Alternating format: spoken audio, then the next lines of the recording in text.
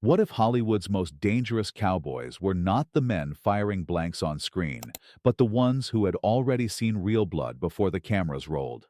The title sounds outrageous, maybe even wrong. But behind the Western myth were combat veterans, battlefield survivors, decorated soldiers, and one convicted killer. This is not gossip.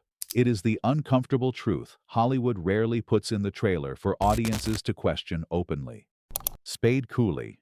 Spade Cooley is the darkest and most disturbing name on this list because his off-screen story was not battlefield heroism. It was crime.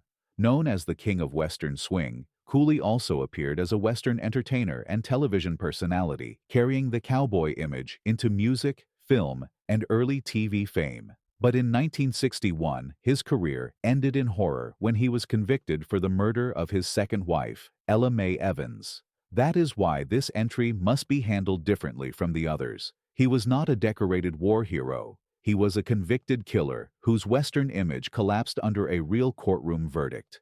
Hollywood gave him fame, applause, and a star, but his real legacy is forever stained by violence that no script can soften. Buck Jones. Buck Jones looked like the kind of cowboy Hollywood invented from scratch. Clean-cut, brave, fast on a horse, and perfect for silent westerns. But before he became one of the great early cowboy stars, he had already lived through real danger. As a teenager, Jones joined the U.S. Army and served in the Philippines during the Moro Rebellion, where he was wounded in combat.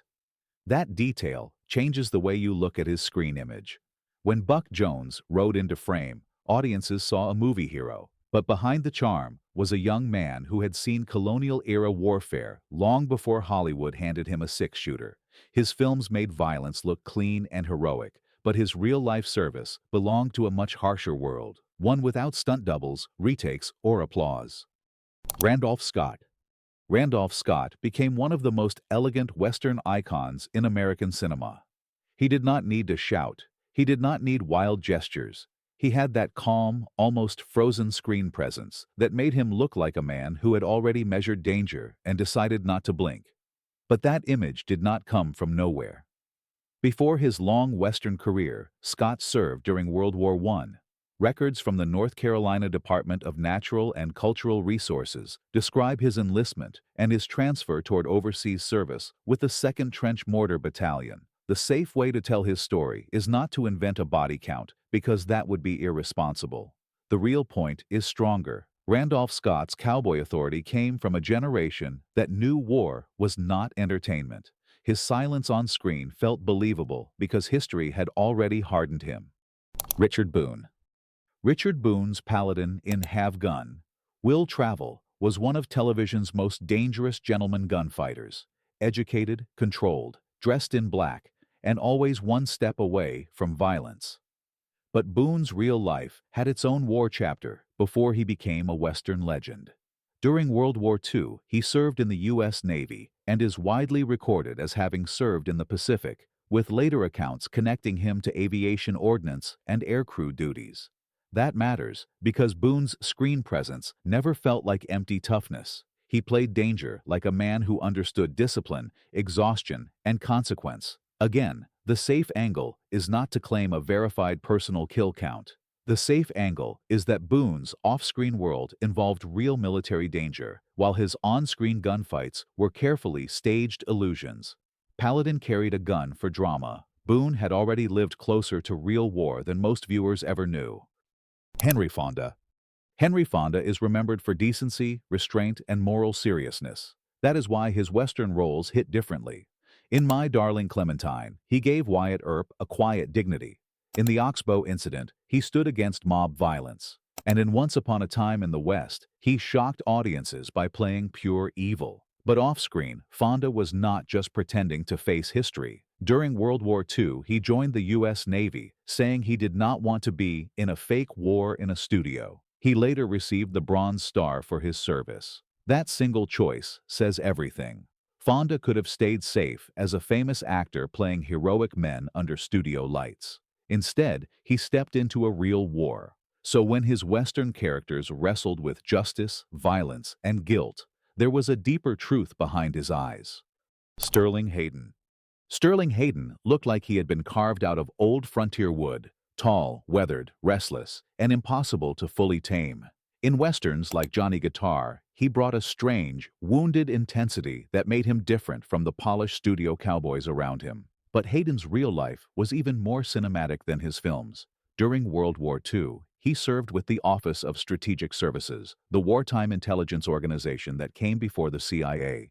The CIA's own history notes that Hayden left a promising Hollywood career to serve, and other records describe his dangerous work in the Mediterranean and Balkans. He later received the Silver Star. That is why Hayden never felt like a simple movie tough guy. He had lived through secrecy, risk, and moral ambiguity. His Western heroes looked haunted because, in a way, the actor himself had already walked through a darker story.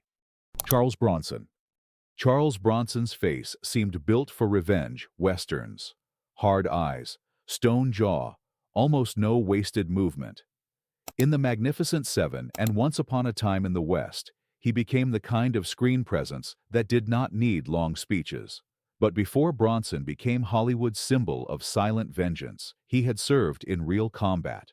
According to the U.S. Department of Veterans Affairs, Bronson served as a B-29 Superfortress gunner in the Pacific Theater during World War II, flew 25 missions, and received a Purple Heart for combat wounds. That background changes the way his screen violence feels. Bronson did not come from comfort. He came from poverty, coal mines, war, and survival. So when he stared down villains in westerns, audiences were not just watching acting technique. They were watching a man whose real life had already tested him in ways Hollywood could only imitate. James Arness. James Arness became one of television's most beloved Western lawmen as Marshal Matt Dillon on Gunsmoke. For millions of viewers, he was the calm center of Dodge City, the tall figure who stepped between chaos and order.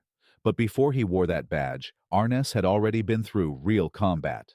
During World War II, he served as an infantryman and landed at Anzio in Italy. Accounts of his service describe him being severely wounded in the leg, an injury that caused pain for the rest of his life. His decorations included the Bronze Star and Purple Heart. That makes his Western image more powerful. Matt Dillon often looked tired, patient, and reluctant to use force. Maybe that was why Arness worked so well in the role. He understood that violence was not glamorous. He had already paid a physical price for being in the middle of it. Neville Brand. Neville Brand often played villains, hard men, and dangerous outsiders. In westerns and crime dramas, he looked like trouble had followed him into every room. But the real Neville Brand was not just another Hollywood heavy. He was a decorated World War II combat veteran. Military Times Hall of Valor records that Brand served in combat during the war and received the Silver Star. Other service summaries also list the Purple Heart among his decorations. The important thing here is to avoid the old exaggerated myth that he was one of the most decorated soldiers of the entire war, because that claim has been disputed. The verified truth is already strong enough. Brand saw brutal combat, survived wounds, and later carried that intensity into his acting. When he played menace on screen, it did not feel polished. It felt raw, because some part of him had clearly known real fear before the cameras ever rolled. Lee Marvin. Lee Marvin did not play tough. He seemed tough before he even moved. In westerns, like The Man Who Shot Liberty Valance, Cat Ballou, and The Professionals, Marvin gave violence a cold, unpredictable edge. But his real war story was far more severe than the roles that made him famous. The U.S. Department of Veterans Affairs records that Marvin served as a Marine scout sniper in World War II, fought in the Pacific Theater, and was wounded during the Battle of Saipan. That is not Hollywood toughness. That is real combat history. And it explains why Marvin often seemed allergic to fake heroism. His characters could be funny, frightening, cruel, or exhausted, but they rarely felt clean. He brought a veteran's shadow into the Western genre. When he held a gun on screen, the audience saw a performance. But behind that performance was a man who had already seen what guns really did. James Stewart. James Stewart is often remembered as one of Hollywood's gentlest legends, the voice of decency in films like It's a Wonderful Life. But that image can hide one of the most intense military careers of any major movie star. Stewart later became a major Western figure in films like Winchester 73, Bend of the River, The Naked Spur, and The Man Who Shot Liberty Valance. Before that Western reinvention, he flew combat missions during World War II. The National Museum of the U.S. Air Force states that Stewart ended the war with 20 combat missions and later became a brigadier general in the Air Force Reserve. That is extraordinary. His Western heroes often seemed anxious, morally burdened, or forced into violence rather than excited by it. That may be why they aged so well. Stewart understood danger from above the clouds, where one mistake could cost entire crews their lives. Audie Murphy. Audie Murphy is the most literal and undeniable name on this list. Before he became a Western star, he was already one of the most decorated American soldiers of World War II. And unlike many entries where the responsible choice is to avoid exact kill claims, Murphy's record includes a documented battlefield citation. The Congressional Medal of Honor Society states that during one action, Murphy's directing of artillery fire killed or wounded about 50 enemy soldiers. That is a staggering sentence to connect with a Hollywood Western actor. After the war, Murphy appeared in numerous Westerns, often playing quiet, tense, emotionally contained men. But his screen image was never just fantasy. The real Audie Murphy had faced violence at a level most movie cowboys could never approach. Hollywood gave him scripts, costumes, horses, and guns.